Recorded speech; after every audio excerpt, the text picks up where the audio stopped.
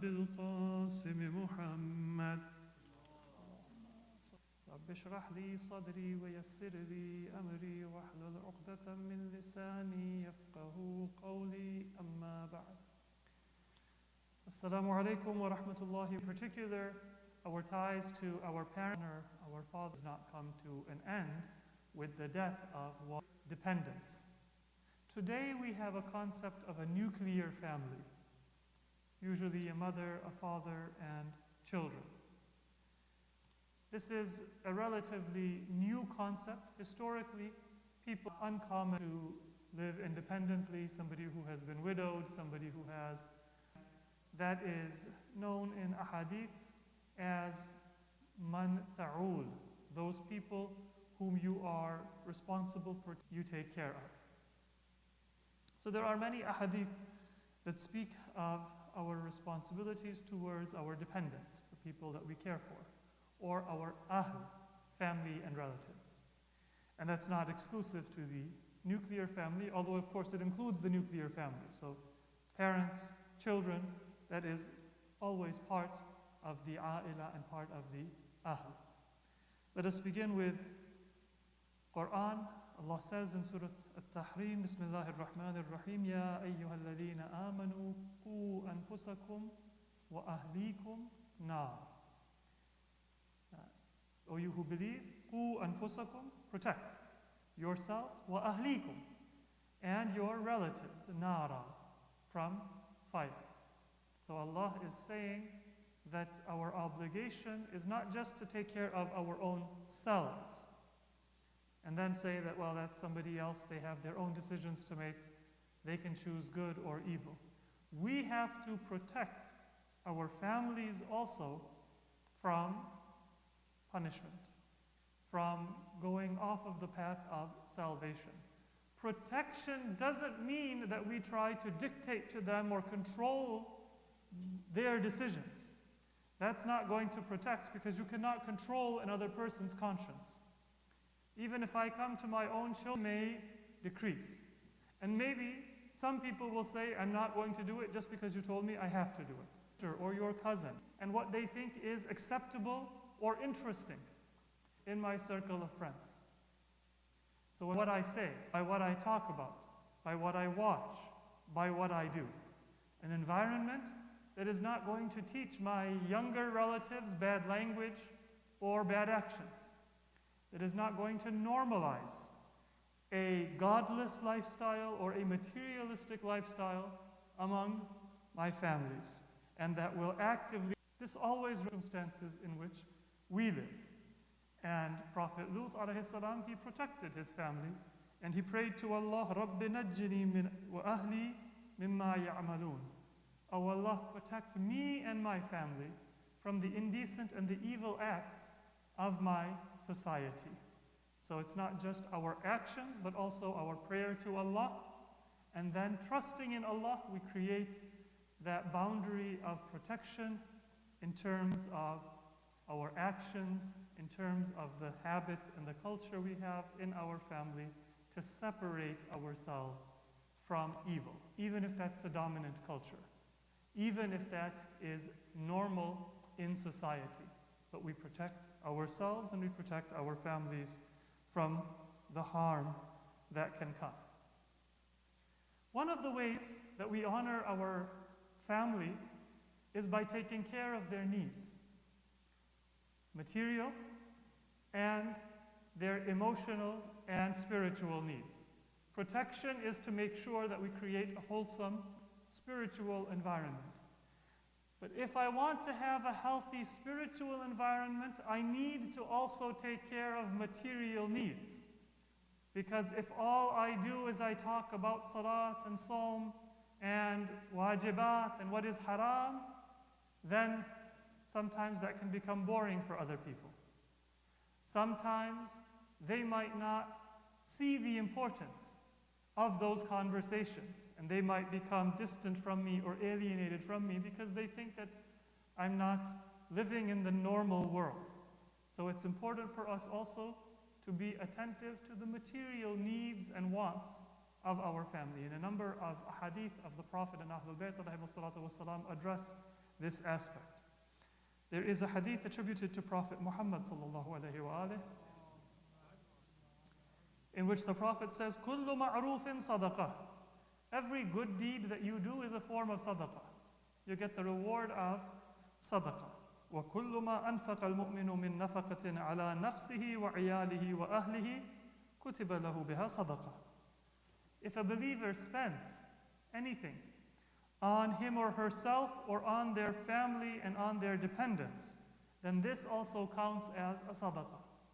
So you buy a gift for your spouse, for your children, or you treat them to a pleasant experience. This is also a form of sadaqah because it strengthens that relationship. And when you strengthen the relationship, then you are strengthening the cause of Islam.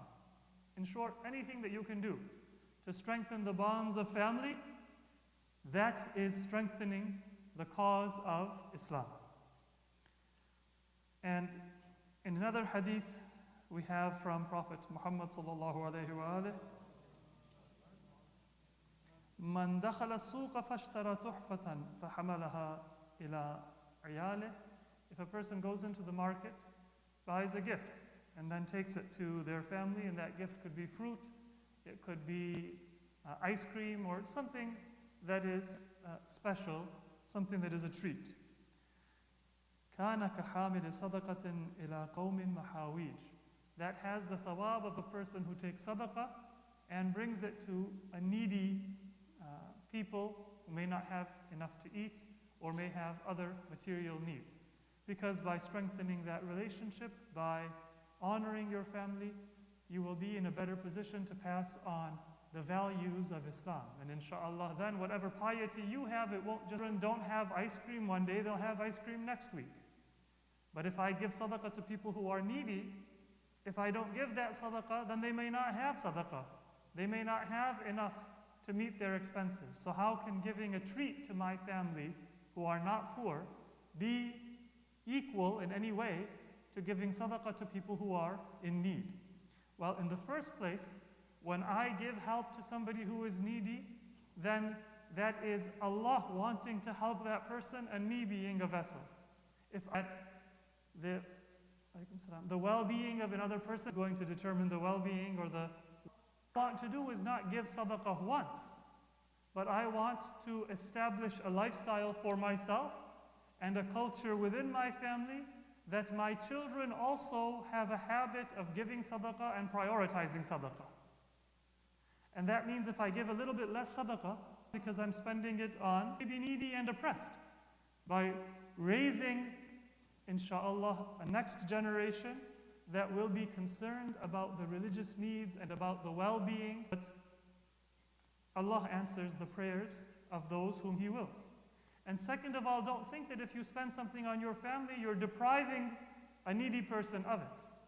Spend it on your family to raise them as mu'min and as muttaqi people, because if a needy person in the first place.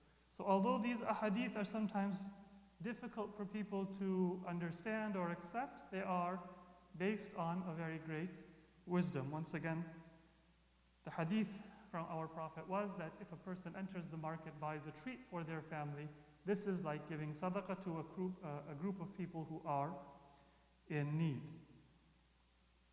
And we have a similar hadith from our 8th Imam, Imam Ali ibn Musa al-Rida alayhi as-salatu was-salam.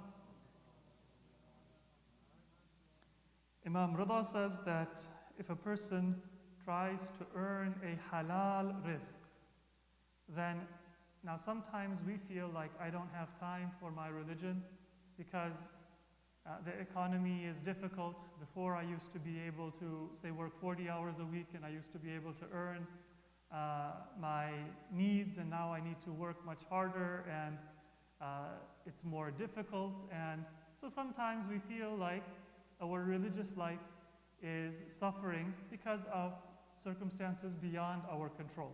I have to meet my payments or rent or other expenses, and sometimes people feel that pressure. This hadith is an answer to the worry that people have, that when I want to earn a livelihood, is that taking me away from religion? If your intention is to obey Allah with what you earn, then this is ibadah.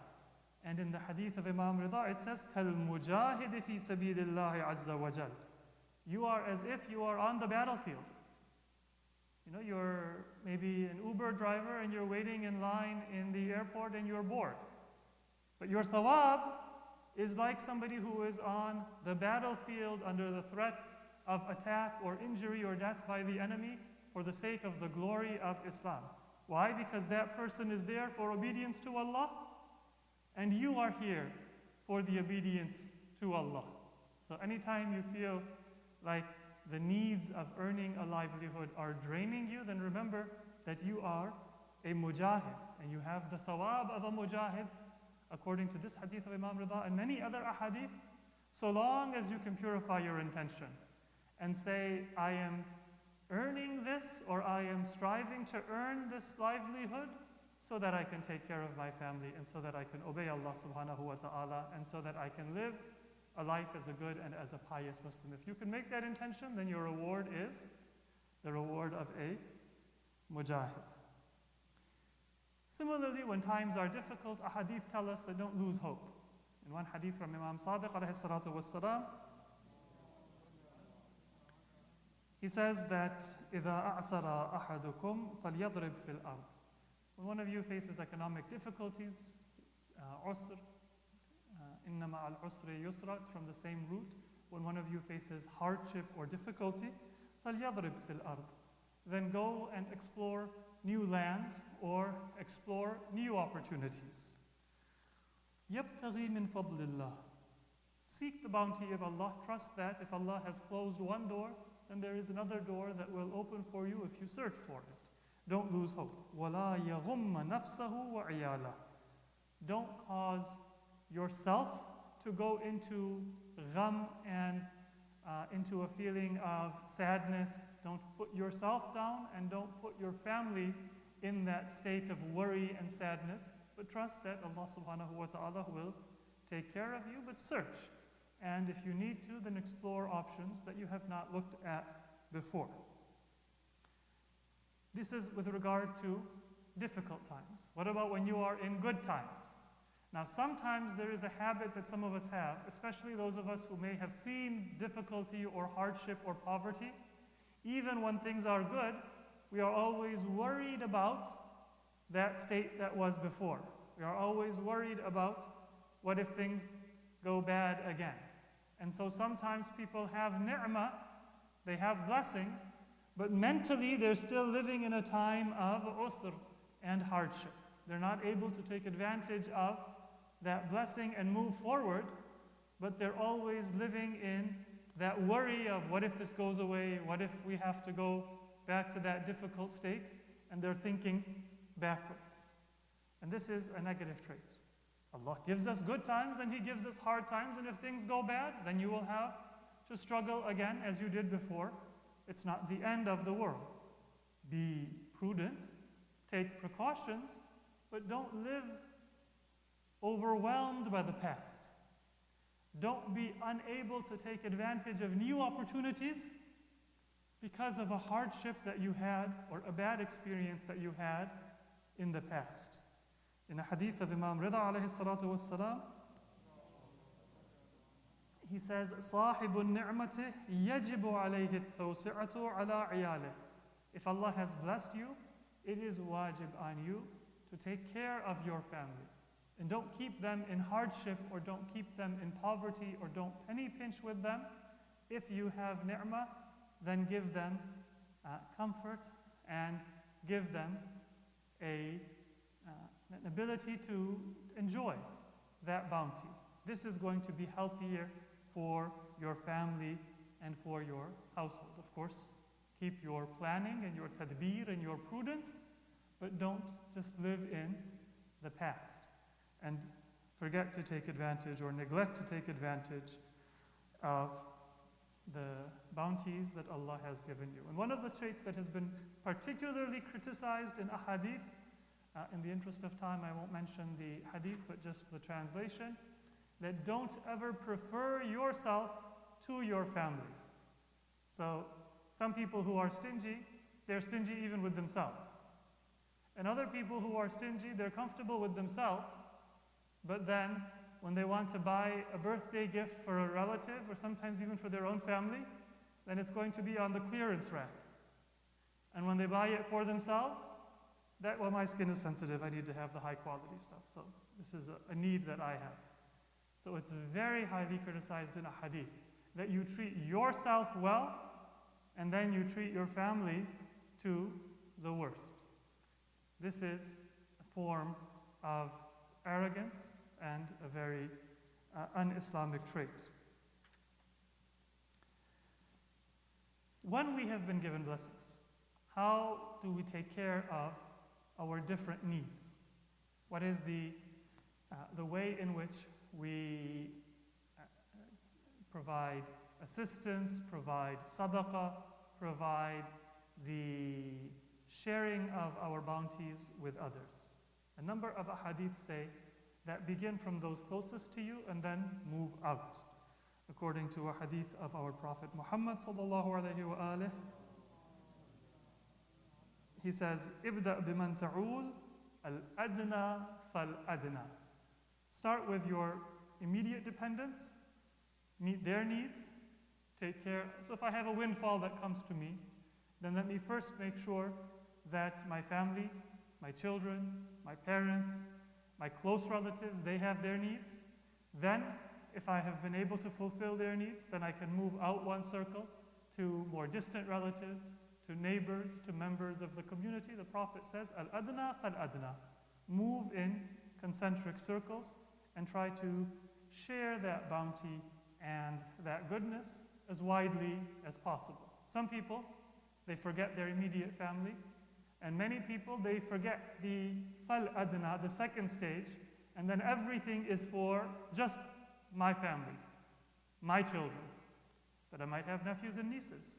I may have other people who also could benefit from my kindness or my assistance, and I should not forget their needs. According to a number of ahadith, when it comes to gift giving, the best day to give a gift is today, Friday. So in fact, if some of us on the way back from Jum'ah, if we would like to bring a treat, then this is the best day to give a gift to the family, because not only is it a gift, which is thawab at any time, but it also is a reminder of the special importance and the religious significance of Jum'ah. And therefore you get double the benefit. Giving happiness to your family and giving importance to Friday, which is the day of worship for Muslims and a day associated with the Prophet and Ahlul Bayt alayhimus salatu wassalam. So we've talked about the religious needs. قُوْ أَنفُسَكُمْ وَأَهْلِيكُمْ نَارًا. We've talked about the material needs and also emotional. Be close to your family. Prophet ﷺ has said that Sallim fi baytik. Have that habit of sending salam on your family when you enter, when you leave. Then bid farewell, say good night to your relatives, those people who are in your family. Don't just live kind of an anonymous life.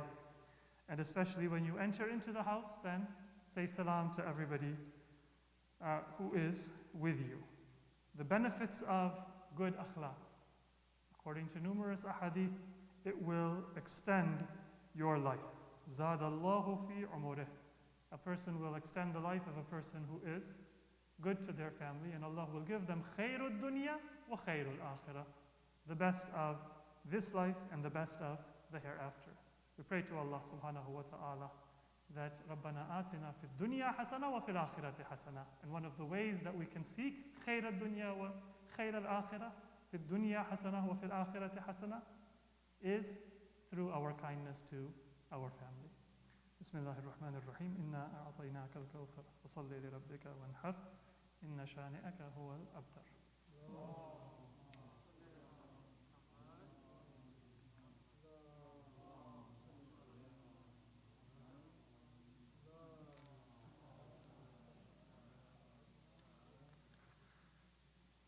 أعوذ بالله من الشيطان الرجيم بسم الله الرحمن الرحيم الحمد لله رب العالمين والصلاة والسلام على سيدنا ونبينا أبي القاسم محمد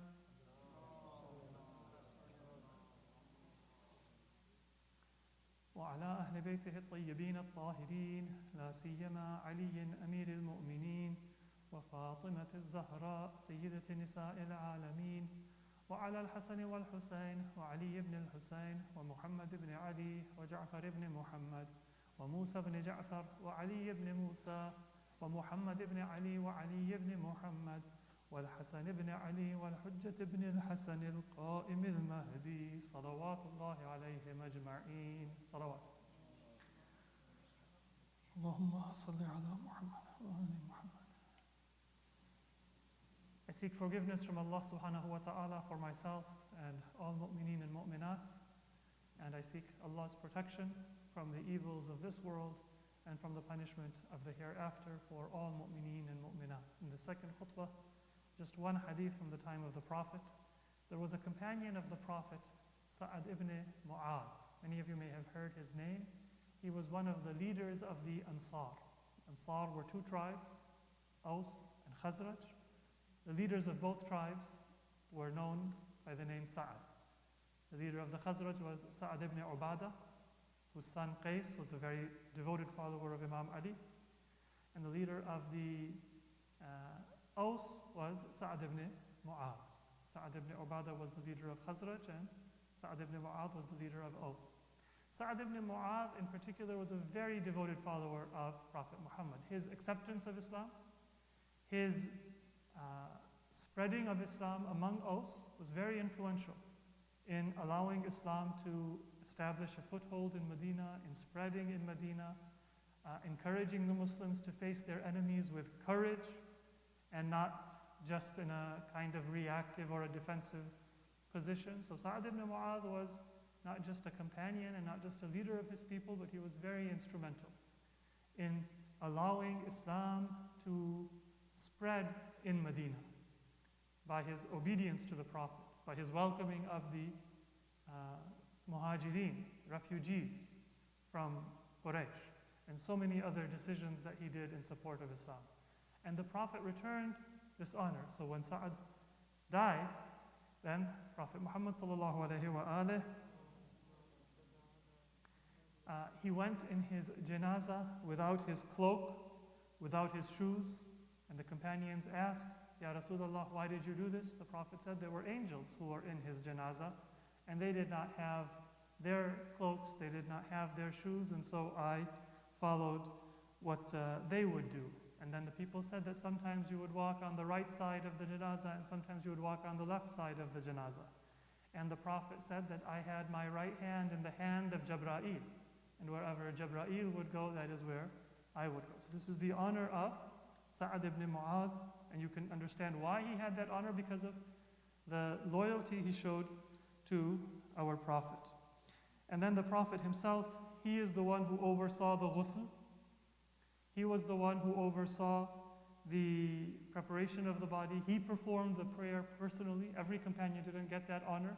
Sometimes one of the other companions used to lead the janazah, but the Prophet himself put him in his grave, took care of all of the honors. Afterwards, somebody asked the Prophet that you told us about fashar qabr. In the grave, a person is squeezed as a initial kind of test of their entry into the hereafter. Daghtatul qabr, that pressure or that squeezing of the grave is kind of that first experience that a person may have in the grave. So did Sa'ad have that experience or not? And Prophet Muhammad ﷺ replied that Sa'ad ibn Mu'adh, in spite of all of his great attributes, was a little harsh with his wife and children.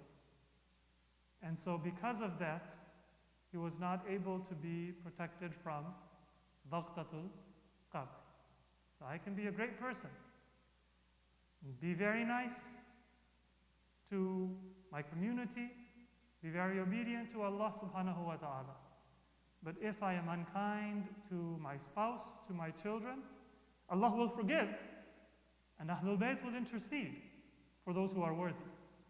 But I will still have the consequences of that shortcoming that I will experience in the grave or in the hereafter. And so this lesson of Sa'd ibn Mu'adh, may this be a reminder for us, and this reminder may it be a source of barakah and thawab for Sa'd ibn Mu'adh in the hereafter. That whatever kindness we want to do, let it begin from our family. Those of us who have a quick temper and become irritated or become angry easily when we're talking to our loved ones, whether it be a wife or a husband or parents or children, then let us develop a softness in our communication so that we too can be protected from daghtatul qabr, from fashad qabr, from the hardship in the grave and in the hereafter. Bismillahir Rahmanir Rahim. إن الله يأمر بالعدل والإحسان وإيتاء ذي القربى وينهى عن الفحشاء والمنكر والبغي يعظكم لعلكم تذكرون. صلوا على محمد وآل محمد.